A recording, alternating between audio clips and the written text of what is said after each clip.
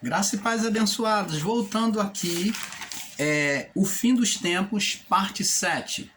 Vamos ver se nós conseguimos terminar essa série nessa parte, né? Vamos ver se conseguimos terminar essa série, né? Então, abençoados, agora nós falávamos sobre, expliquei sobre a morte, né? No período do arrebatamento. Agora eu queria contestar, trabalhar agora em cima do texto de Mateus 24. Vamos lá, Mateus 24, né? Nós estamos falando sobre o final dos tempos. Vamos agora retratar sobre Mateus 24. Diz aqui, ó. Mateus 24, no verso 25 ao 28. Vamos lá, vamos agora buscar esclarecer ainda mais sobre a vinda de Jesus, né? O final dos tempos, né? Que eles, muitos evangélicos, muitos cristãos esperam a vinda de Jesus ainda para os dias atuais, né? Para os dias que vêm a seguir. Então eles dizem que Jesus ainda vai vir. E nós, o canal Luzes da Graça, estamos aqui mostrando e provando que Jesus já veio. Vamos mais uma vez provar aqui. Vamos ler aqui o texto e vamos mostrar o contexto. Vamos lá. Mateus 24, do 25 até o 28. Diz assim: Eis que vou-lo tenho predito. Jesus falando. Portanto, se vos disserem, olha o que Jesus está falando, se vos disserem, se alguém disser para vocês, ele está voltando lá no deserto, ó, ele está no deserto, ou ele está, teve a aparição dele no deserto, ele está vindo do deserto, não saiais, não, ele está no deserto, não saiais, ou ele está voltando lá no deserto, nós vimos Jesus voltar no deserto, não saiais. E eis que ele está no interior da casa. Se alguém disser para vocês, ó, nós vimos Jesus aqui, apareceu para a gente, Jesus está voltando. Não lhe deis crédito, não acrediteis. Quantos têm sido os chamados profetas que têm chegado nas redes sociais e dizem que foram no inferno, que viram Jesus voltar e fazem a mesma, seguem paralela ali o Apocalipse para tentar mostrar veracidade na sua profecia, na sua visão? Então eles pegam um pouco do ato do Apocalipse e junta com os sonhos deles, com as revelações, né, da sua própria mente, e até pode ser que eles tenham tido visagem mesmo. Mas o que diz a palavra? Não acrediteis. Se alguém ensina que Jesus está voltando mediante a uma visão, a uma revelação que ele teve, a palavra está sendo dita, não acrediteis. Se alguém disser que viu Jesus no interior da casa, se alguém disser que viu Jesus no monte, não acrediteis. Você está entendendo agora, abençoados? A palavra está dizendo para não dar crédito. Aí ele diz aqui, ó, ele mostra agora um sinal da sua vinda, verso 27. Porque assim como o relâmpago sai do oriente e se mostra no ocidente, assim como, ó, comparando, não está dizendo que ele é o relâmpago, mas está dizendo que ele usa o relampejar para mostrar a sua vinda da mesma forma. Assim como o relâmpago sai do oriente e se mostra no ocidente, assim também será a vinda do Filho do Homem.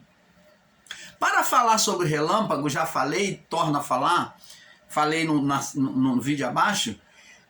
Como é que se dá o relampejo? O relampejo é o encontro das duas nuvens, o choque de duas nuvens, né? Quando as nuvens elas se encontram carregadas, né, na atmosfera, então elas, quando se chocam, vem o vento empurrando de lá e outra de cá, e elas se encontram, elas estão carregadas de água. Então, o que acontece?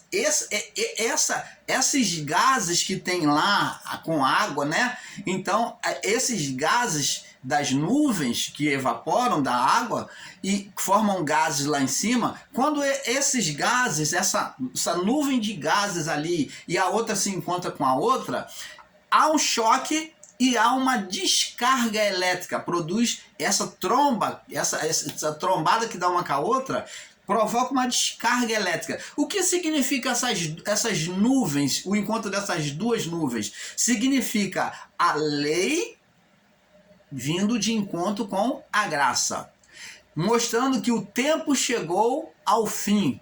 O juízo chegou. Então vai provocar uma centelha ou uma faísca, um juízo. Então Jesus está dizendo que da mesma forma no encontro, no final dos pactos, quando se encontrasse, que tudo fosse cumprido, então haveria um juízo. Então ele mostra agora um relâmpago, que essas nuvens vão produzir um relâmpago. Mas ele diz que o relâmpago, ele nasce no Oriente, ele sai do Oriente, ele tem uma explosão lá, um choque lá no Oriente, mas ele reflete aonde? No Ocidente. Ele está justamente apontando para a figura do tabernáculo. Então, o Oriente é o lado exterior, é a representação do lado exterior, para onde o tabernáculo ele era a frente do átrio. O átrio era apontado, o portão do átrio, que era onde era plantado o tabernáculo no meio ali, esse portão do átrio, ele ficava de frente para, o átrio tinha que ficar posicionado de frente para o Oriente. E o Ocidente, tudo interligado na palavra. Observa bem, o átrio, ele tinha, quando se montava o tabernáculo, tinha cerca, tinha o átrio, o pátio anterior, né, ao tabernáculo, ali onde se fazia o sacrifício, as expiações de purificação. Todo o ato físico do homem de pedir perdão tinha que ser sacrificado, tinha que ter os materiais, né? Os utensílios era apresentado ali no átrio. Então, preste atenção, o átrio ele era obrigatoriamente, teria que ser apontado em direção ao Oriente. Quando se montava o tabernáculo, a cabana não podia ficar ao contrário, mas o átrio tinha que ficar para o Oriente. Logo a seguir, vinha o Santo dos Santos, né? A cortina, ali que também apontava para o átrio, logo ficava apontada para o Oriente também, mas nos fundos tinha uma outra cortina que era o lugar santíssimo, ou o Santo dos Santos. Mas o Santo dos Santos, ele ficava de costa para quê? O Ocidente. Então o Santo dos Santos ele ficava nos fundos, logo o átrio no Oriente e o tabernáculo no Ocidente, nos fundos. Então o tabernáculo ficava às costas do átrio, logo era a representação do Ocidente. E está mostrando que a revelação de Deus, ou a revelação de Cristo, ou a manifestação de Cristo, estaria dentro do homem. É isso que o irmão Paulo quer que você entenda. Que a revelação de Cristo, a vinda de Cristo, seria para dentro do homem, não mais no exterior. Porque Deus, lá no livro de João, Evangelho de João, diz que Deus se fez carne e habitou entre nós. Agora, a profecia de Isaías já havia sido dito que Deus ele iria morar em nós. Isaías, se eu não me engano, Isaías, eu posso ler para vocês, eu já falei aqui, está registrado no livro de Isaías, no capítulo 65, do 17 ao 19. Então Deus ele falou que iria habitar dentro do homem, em nós, com homens. Então agora, essa habitação de Deus dentro do homem seria por meio do Filho, que foi perfeito. O Filho foi a forma espiritual que Deus trouxe a reparação, a comunhão do homem com Deus. Então, por meio do Filho, Deus ele usa a mesma forma, e a mesma forma, a forma foi Cristo. Então, essa forma que Cristo fez, que foi perfeita, Deus ele vai usar agora dentro do homem, a sua habitação, como ele foi em Cristo, dentro do homem. Então, Cristo reparou e colocou a gente justificado diante de Deus, para voltar a uma comunhão espiritual, para que agora, na partida desta vida, não só nesta vida, nesta comunhão, mas na partida desta vida, a alma já suba direto, não exista mais um lugar intermediário, como havia o seio de Abraão, ou o paraíso. Então agora, as almas vão direto para junto do Pai. Vê que lá no livro de Apocalipse as almas ficavam debaixo do altar. Essas são as que estavam no seio de Abraão. Tinha 144 almas lá debaixo do altar. Por quê? Porque não podia se aproximar do Pai por causa do estado de condenação adriana.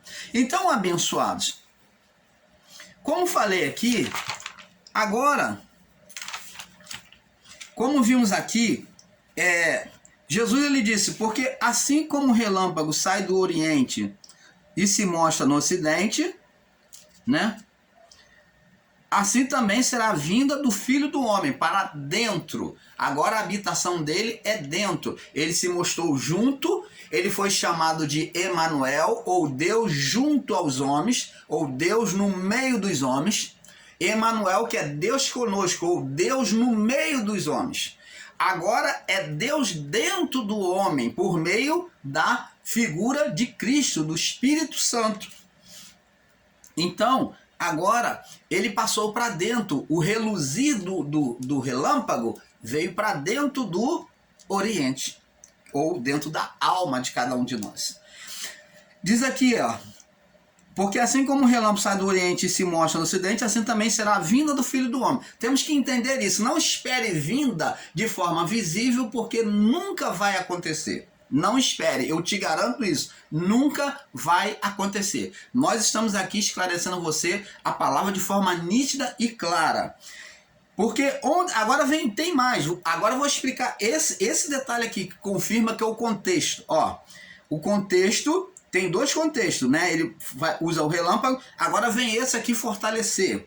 Ó, verso 28, Mateus 24, 28. Porque onde estiver o cadáver, aí se ajuntarão as águias. Onde estiver o cadáver, aí se ajuntarão os abutres. Ou a palavra certa é abutre, porque cadáver, o águia não come cadáver, corpo morto. A ave come o animal, ela pega vivo e come. Ela não pega cadáver. Mas aqui numa tradução botou cadáver porque está morto. A ave, ela mata e come. Aqui o tradutor que diz águia, ele já está colocando cadáver morto, usando o termo águia. Mas o termo correto é abutres. Aonde estiver o cadáver, aí também significa estarão os abutres. O termo cadáver, para que você entenda, o termo cadáver para os abutres significa que abutres são opostos de águia, que eles comem corpo morto. E que a águia se alimenta de seres vivos, já o abutre se alimenta de cadáver. Os abutres, aqui dito, relacionado à religião judaica e os gentios. Então, quem são os abutres que estariam diante do cadáver? Que cadáver é este que Jesus está falando? Dele mesmo. Ele é o cadáver que foi apontado e que os abutres viriam. Preste atenção, você lembra da passagem aonde Jesus foi entregue no Getsemane e depois foi entregue a Pilatos? E Pilatos, reconhecendo que Jesus não tinha culpa nele mesmo, ele então ficou sem saber o que fazer.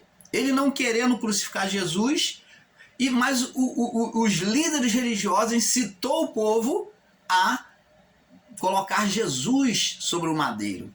Então, entre Barrabás e Jesus, os líderes religiosos citou os religiosos que não tiveram entendimento de que Jesus era o Messias, eles incitou o povo, a crucificar Jesus. E o povo disse, crucificam. Escolheu, vocês querem Barrabás ou Jesus? Eles disseram, quem que solta Barrabás ou Jesus? E o povo disse, solta Barrabás.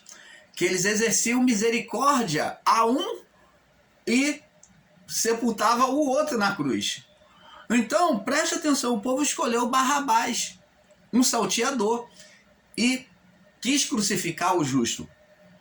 Logo, a atitude do povo foi o quê? Sanguinária, foi uma atitude decaída e que Jesus usa a palavra abutre, que vem comer carne morta, que vão para cima da carne, estava a fim de comer a carne do pecado. A carne de Jesus, a carne do pecado. Jesus veio na carne do pecado. O povo estava desejoso a ver isso. Agora, para que você entenda, o abutre aqui está relacionado à religião judaica e aos gentios, aos povos pagãos. Então, os judeus, na religião judaica, que era contra o Messias, mas os povos pagãos, eles que foram comparados aos abutres, aqueles que não entenderam a palavra de Deus. Pelo contrário, a palavra de Deus, ela compara o justo como a águia, porque diz que voarão alto, né? Voarão alto como águias. Aqueles que confiam no Senhor, que ouvem a palavra do Senhor, voarão como águias, né? Voarão como águias. Então o justo, ele nunca foi comparado a abutre.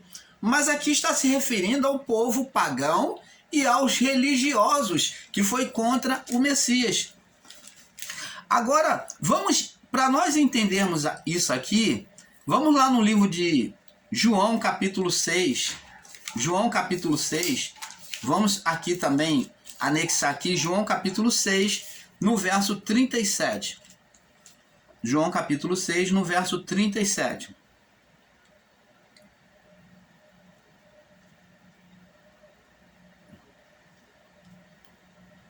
João, capítulo 6, no verso 37. Deixa eu ver aqui.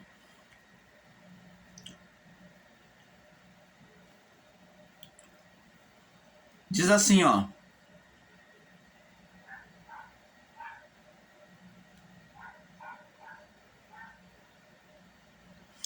Vamos ler do verso 35. Diz aqui, ó. E Jesus Jesus lhe disse: eu sou o pão da vida. Aquele que vem a mim não terá fome, e quem crê em mim não terá sede. Ele fala de vir a ele. De vir a ele é ser atraído por ele. Mas já vos disse também, mas já vos disse que também vós me viste, e contudo não credes. Todo que meu Pai me dá, verso 37, vem a mim, e de maneira alguma eu lançarei fora. Então, você está vendo, todo que o Pai dá a ele, seria atraído para ele. Então, você está vendo aqui Jesus, ele atraindo as almas. Agora vamos ver aqui, ó. Em João, capítulo 12, você está vendo que Jesus aqui está atraindo as almas para ele. Agora vamos confirmar melhor em João, capítulo 12, no verso 32. Maravilha do Pai, está aqui, ó. E quando eu for levantado, ele prediz a sua crucificação. Né? O título no verso 20, ele diz, Jesus prediz sua crucificação. E no verso 32 ele diz aqui, ó. E quando eu for levantado da terra, ó, no madeiro, ele for para o madeiro morrer e ressuscitar, ser levantado da terra, é a sua ressurreição. E quando eu for levantado da terra, está falando da sua ressurreição, todos atrairei a mim. Opa! Então é a mesma palavra que Jesus diz aqui em Mateus 24. É a mesma palavra que Jesus diz aqui em Mateus 24, verso 28. Porque onde estiver o cadáver, ali se ajuntarão as águias. Então, ele está atraindo quem? Os cadáveres, os abutres, as aves. Então, ali ele está atraindo as aves. Ele está atraindo as aves para ele, né? Ele está atraindo as aves, está atraindo os abutres para ele. Então, agora, o que não tinha consciência de Jesus, vai agora ter entendimento, vai ser alcançado pelo entendimento, vai se arrepender. Vê que após a ressurreição de Jesus, se você analisar e ler mais o texto sobre a morte de Jesus, após a morte dele, muitos ali choraram e se arrependeram daquilo que fizeram. Eles se arrependeram, muitos se arrependeram do ato que cometeu. E enquanto mais quando ele ressuscitou. Então, abençoados, é isso que nós temos que entender. Então, essa atração de Jesus, essa atração que Jesus diz aqui em Mateus, em João 12:32, João 12:32, vamos ler mais uma vez, João 12:32, ele diz assim: quando eu for levantado da terra, quer dizer, eu ressuscitar, todos atrairei a mim. Ó, atrair para ele. É como se ele sendo o cadáver e agora vem atrair os abutres, né? Os abutres, aqueles que eram indesejáveis, que era contra o evangelho. Agora muitos seriam atraídos, né, para ele. Agora, entendendo isso, nós vamos ver que essa atração é uma junção, né? É uma junção. Vamos ver aqui no livro de João também, capítulo 10, Jesus confirmando, só para confirmar, né? Para confirmar. João 10, no verso 27, diz assim: as minhas ovelhas, agora aqueles que foram iluminados os olhos do entendimento, voltaria para Jesus. Ele diz assim, ó: as minhas ovelhas ouvem a minha voz e eu as conheço e elas me seguem. Elas são atraídas por mim. Você está vendo? João 17. Vamos confirmando sobre a palavra com palavra. João 17, no verso 2. Diz assim: assim como me deste poder sobre toda a carne, para que dê a vida eterna a todos quanto lhe deste, a todos quanto lhe deste. Então essas pessoas, elas são atraídas, né? Vão ser atraídas pelo Espírito, por Jesus. João 10:16. João 10:16 também. Nós temos aqui a referência. Ele diz assim: eu tenho outras ovelhas que não são desse aprisco, que não são judaica, né? Mas também me convém agregar ou atrair elas, juntar elas, elas ouvirão a minha voz, ó, depois de eu ter ressuscitado, né? E haverá um rebanho e um só pastor. Você tá vendo aí? Então, essas ovelhas seriam atraídas, mesmo aquelas que outrora estavam sendo rebeldes.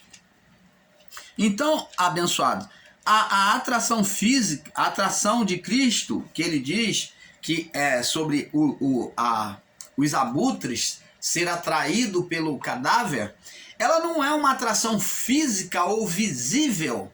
Ela é uma atração do quê? Na mente, no coração do homem, aonde o homem, aquele que realmente deseja as coisas boas, seria atraídas pelo Evangelho de Cristo e se voltaria para ele. Dessa mesma forma, nós vemos aqui que aconteceu no livro de Atos, né? Atos que foi o inverso, Atos capítulo 2, Atos 2, que o povo estava todos reunidos no mesmo lugar, ó, Atos capítulo 2, né? Estavam todos reunidos no mesmo lugar e de repente veio do céu um vento veemente e impetuoso. Então, o Espírito Santo veio sobre todos. Que todos são esses? De todas as nações, de todas as línguas. E o Espírito Santo, sem acepção de ser judaico ou não, ele veio sobre todas as nações e todas as línguas, tanto sobre o povo pagão quanto o povo cristão daquela época, o povo hebreu. Então, veio sobre todas as línguas, sem acepção, que foi o contrário, o que aconteceu no Pentecostes foi o contrário de quê? Do livro de Gênesis, capítulo 11. Vamos lá, Gênesis, capítulo 11. Aconteceu justamente o contrário. Diz aqui, ó: era toda a terra de uma mesma língua e da mesma fala. E aconteceu que partindo eles do Oriente, do Oriente, acharam um vale na terra de Sinar e habitaram ali. E disseram uns aos outros: eia, façamos tijolo e queimemo-los bem. E foi-lhes o tijolo por pedra e betume por cal. E disseram: eia, edifiquemos uma cidade e uma torre cujo cume toque nos céus. Ó, a presunção humana. Ó, e façamos um nome para que não sejamos espalhados sobre a face da terra. Presunção humana, né? Verso 5. Então desceu o Senhor para ver a cidade e a torre que os filhos dos homens edificavam. E o Senhor disse: eis que o povo é um, e todos têm a mesma língua. Isto é o que começam a fazer. E agora não haverá restrição para tudo quanto eles intentarem a fazer. Verso 7. Eia, desçamos e confundamos ali a língua para que não se entenda a língua um do outro. E assim o Senhor os espalhou dali de sobre a face da terra e cessaram de edificar a cidade. Por isso se chamou o seu nome Babel, porque ali confundiu o Senhor a língua de toda a terra. Dali espalhou o Senhor sobre a face da terra. Então, você está vendo? Ali então agora vai existir, era uma só língua, uma só nação. Mas agora vai, a partir da Babel, que é a confusão de línguas, o nome Babel vem da confusão de línguas. Ali eles edificaram a primeira cidade, né? Naquela cidade, aliás, já existia a cidade, e ali eles estavam edificando uma torre. Então, o nome dessa cidade foi colocado o nome de Babel. Por quê? Dali surgiu a confusão de línguas. Confusão de línguas. Então o povo passou a se dividir, cada um foi para um lado. E então surgiram as nações, várias nações, foram se dispersando um para um lado, outro para o outro. Então surgiram várias nações. Vê aqui uma divisão dos povos, uma separação dos povos. Agora no Pentecoste vem acontecer justamente ao contrário, por meio de Cristo. Então, por meio do Espírito de Cristo, ele vem unir no Pentecoste, ele vem unir ali, tá todas as nações, e eles escutam os apóstolos e os discípulos falar na língua da sua nação. Você está vendo aí? Então agora o Espírito Santo vem agregar e aceitar, abraçar todos os povos como um só povo.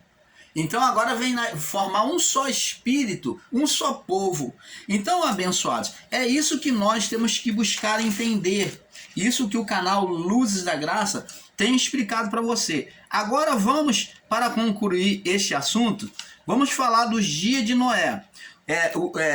Os nossos irmãos não têm tido um perfeito entendimento acerca de 1 Coríntios, capítulo 15, 51 a 57, né? Já explicamos. Agora vamos falar dos dias de Noé, Mateus 24, que ele usa a referência dos dias de Noé, e eles têm feito uma falsa interpretação. Vamos ler aqui, Mateus 24, do 37 agora ao 39. Vamos explicar para vocês, do 37 ao 39. Vamos ler do verso 36, diz aqui, ó. Naquele dia e hora ninguém sabe, nem os anjos do céu, mas unicamente o meu Pai. Jesus está falando do quê? Da manifestação do juízo, né? Do que vai acontecer. Ele diz aqui, ó. Como foi nos dias de Noé, assim também será a vinda do Filho do Homem. Então ele está falando da vinda dele. E depois vai preceder o juízo, né? Então preste atenção. Como foi nos dias de Noé, assim também será a vinda do Filho do Homem. Ele usa o acontecimento de Noé como comparação. Agora vamos entender o contexto aqui agora, verso 38. Porque assim como nos dias anteriores ao dilúvio, eles comiam, casavam, davam-se em casamento, até o dia em que Noé entrou na arca. Quem é essa representação de Noé? Cristo. Então, Noé é a representação, faz representação, tipologia de Cristo.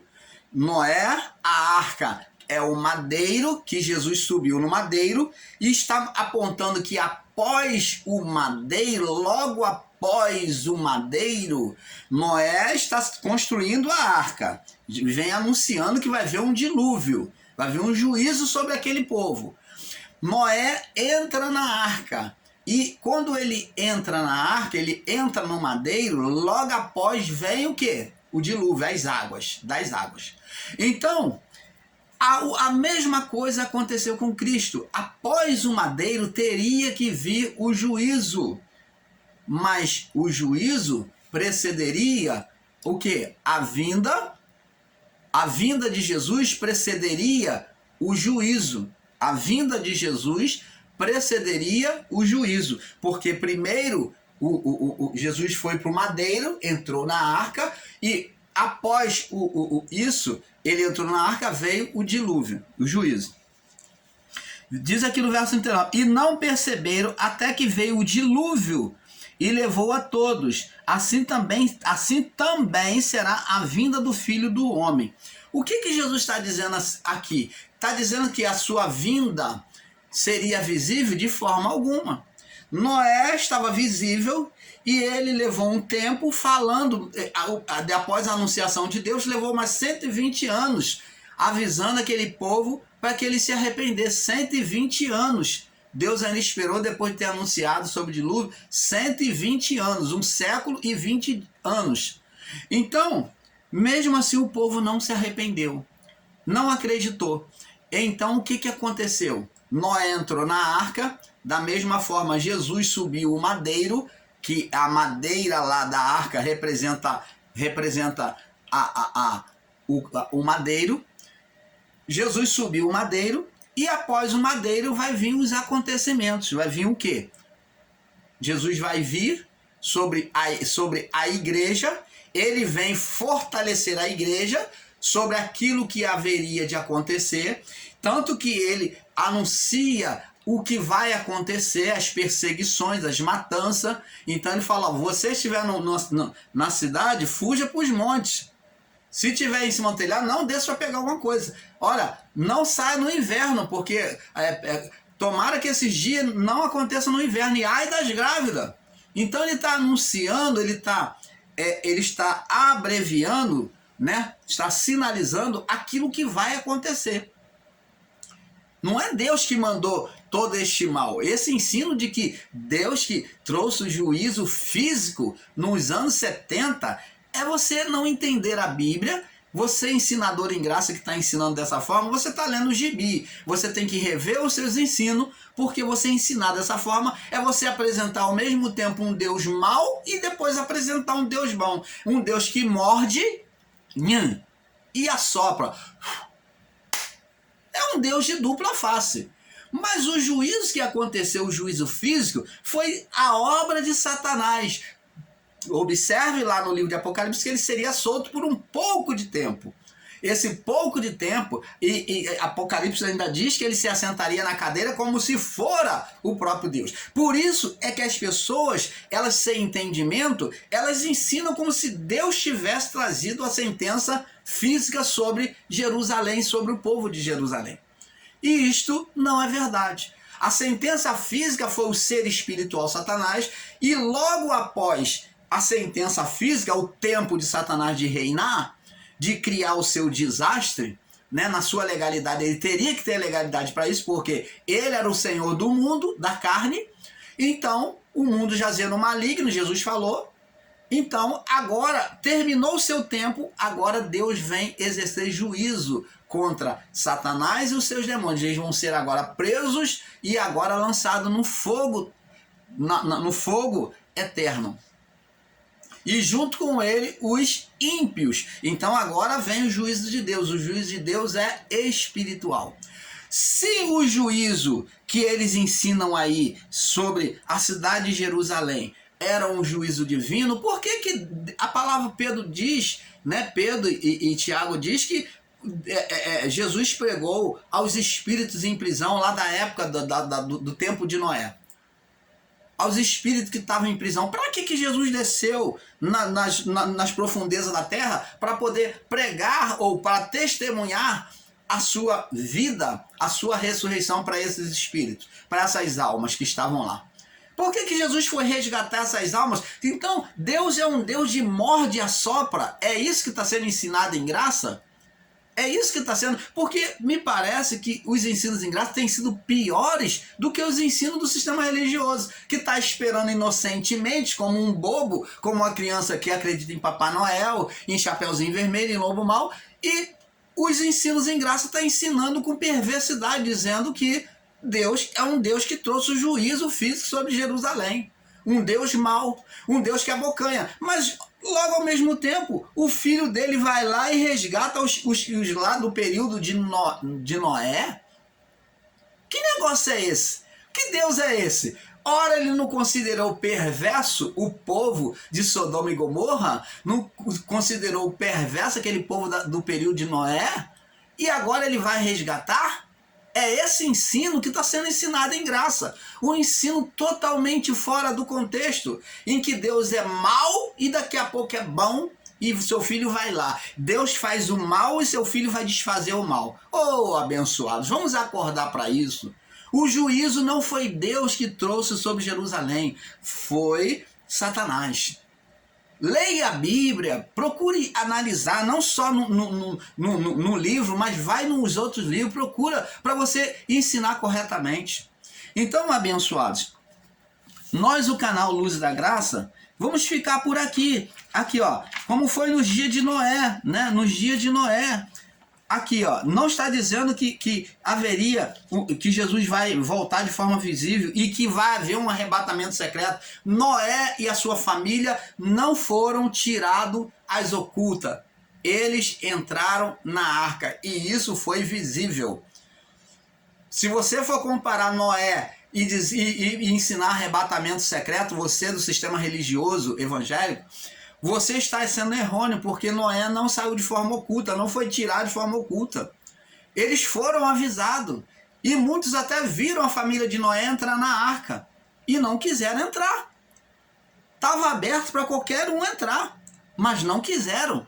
Então eles não foram tirados em um arrebatamento secreto de forma oculta, não.